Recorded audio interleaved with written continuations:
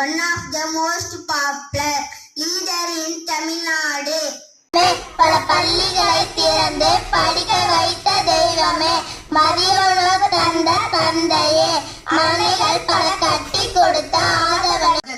Kamarajar was a brave, honorable, honest and dignified man.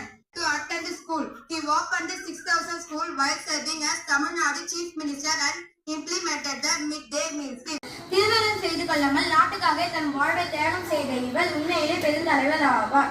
தொடர்ந்து கல்வியோடு தம் பள்ளி படிப்பை குடும்ப வறுமை காரணமாக நிறுத்திக் கொண்ட காமராசர் தமது இளம் பருவத்திலே அரசியல் வாழ்வை மேற்கொண்டார்.